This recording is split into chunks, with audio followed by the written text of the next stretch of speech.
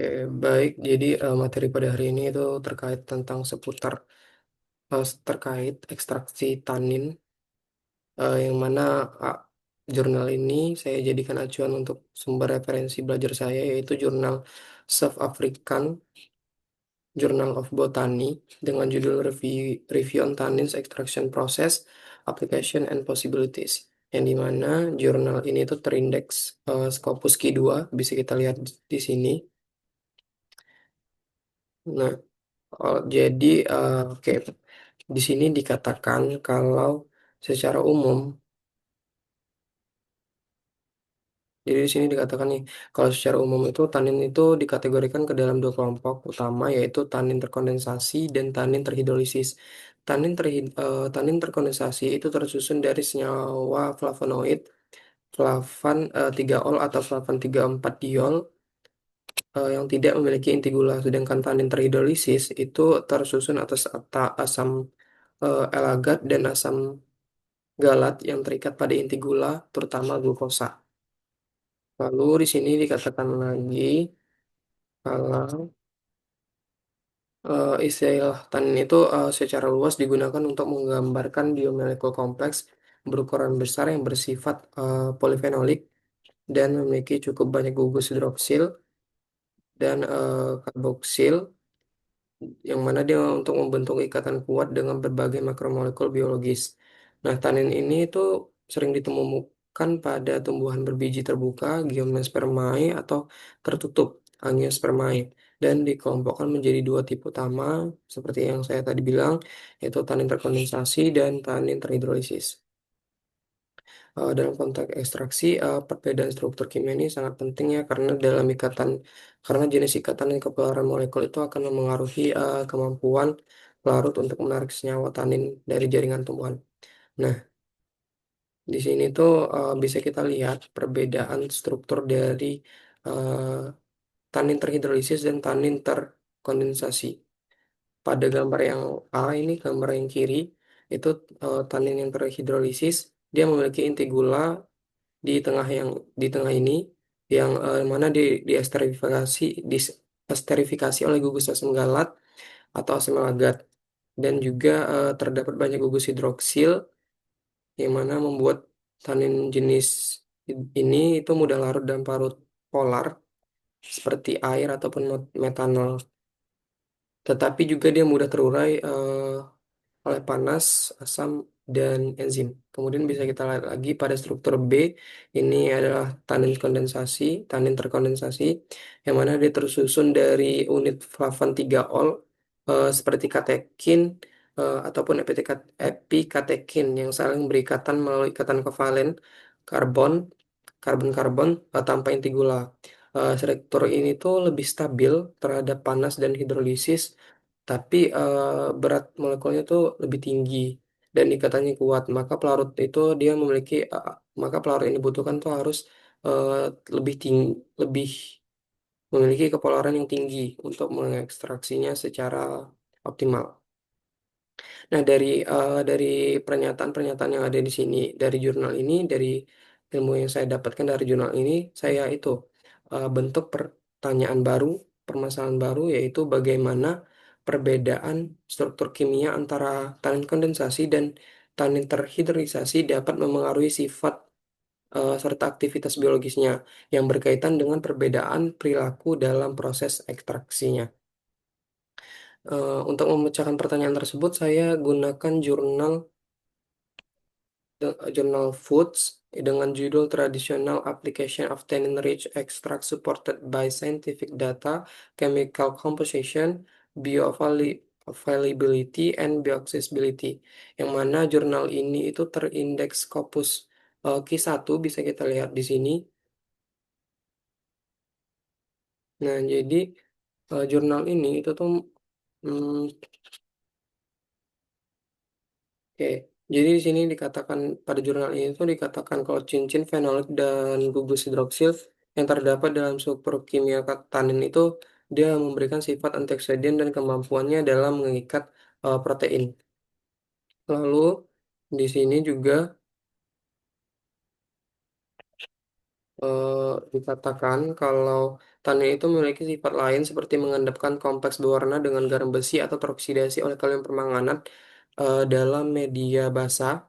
Tanin itu tersebar luas pada kulit batang, biji, atau kulit buah dari berbagai spesies tumbuhan. Bahkan juga terdapat pada alga coklat. Meskipun telah dibuat beberapa pengelompokan tanin berdasarkan berat molekul, sifat, dan sumbernya, tanin itu secara luas diterima atau diklasifikasikan menurut unit fungsionalnya. Jadi pernyataan ini itu memperjelaskan kalau berat molekul dan sumber tanin itu memengaruhi sifat kelarutan dan reaktivitasnya, yang mana itu penting dalam memilih pelarut atraksi yang tepat. Karena tanin dengan berat molekul yang tinggi seperti tanin terkondensasi itu mudah larut dalam air panas, dalam dalam suhu yang tinggi, sedangkan tanin terhidrolisis itu dengan gugus gula lebih mudah diekstraksi dengan pelarut polar sederhana.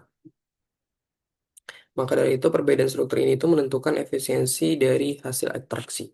Nah, kemudian di sini dikatakan lagi nih, kalau di antara berbagai jenis tanin yang paling melimpah itu adalah tanin dari tumbuhan darat, yang dimana itu adalah tanin terkondensasi, meskipun konsentrasi dan kelasnya itu berbeda-beda pada berbagai tanaman. Tapi tanin itu dia memiliki sifat yang serupa seperti antioksidan, antimikroba, atau penangkal predator. Misalnya itu pada cacing ataupun herbivora. Jadi ya tanin terkondensasi itu memang banyak ditemukan pada tanaman, maka proses ekstraksinya itu sering memerlukan perlakuan khusus seperti pelarut campuran atau bantuan suhu yang dapat melonggarkan jaringan selulosanya.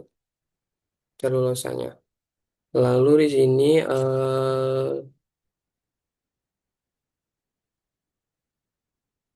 dikatakan lagi kalau pada kutipan selanjutnya ini, pernyataan selanjutnya ini, hidrolisis dari subunit HDP atau hexahydrodipenoil subunit itu menghasilkan subunit EA atau elagitanin, yang dia tuh pada jadi pada tanin terhidrolisis itu menunjukkan ketahanannya yang rendah terhadap hidrolisis dan suhu tinggi, terhadap hidrolisis oleh suhu tinggi, asam, basa, dan enzim seperti tenase yang umumnya menghasilkan produk berupa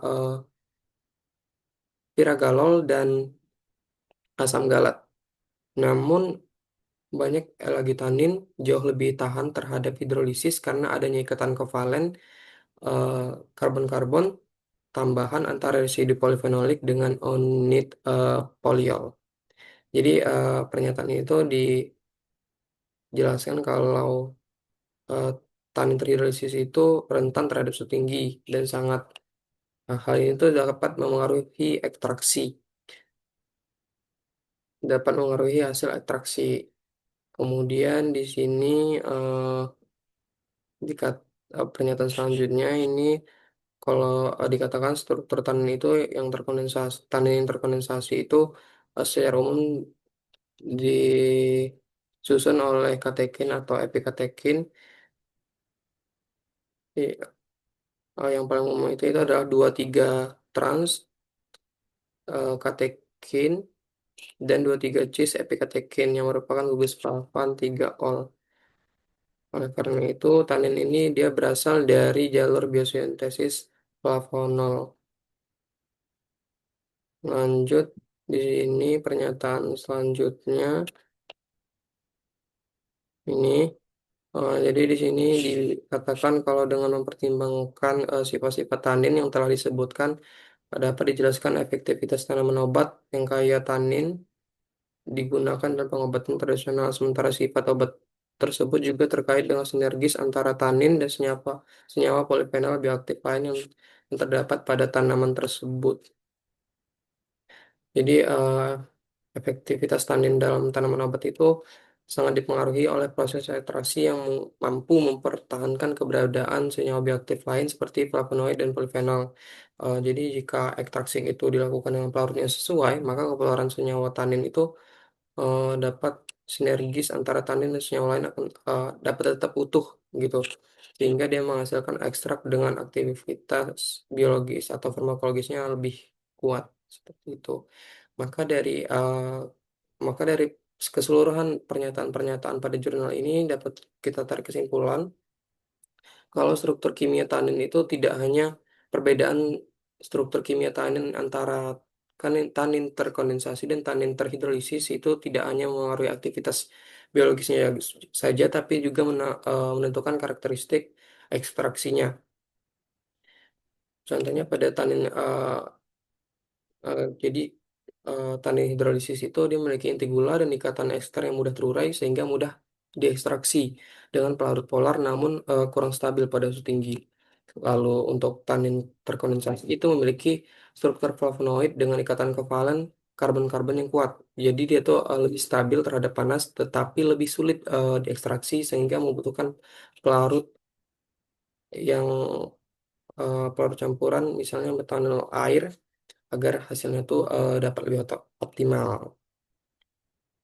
Nah, dari situ pemilihan pelarut dan suhu ekstraksi itu emang harus disesuaikan dengan struktur tanin agar yang ditargetkan itu kandungan yang ditargetkan itu dapat diperoleh dengan stabil dan dapat menunjukkan aktivitas farmakologis secara maksimal.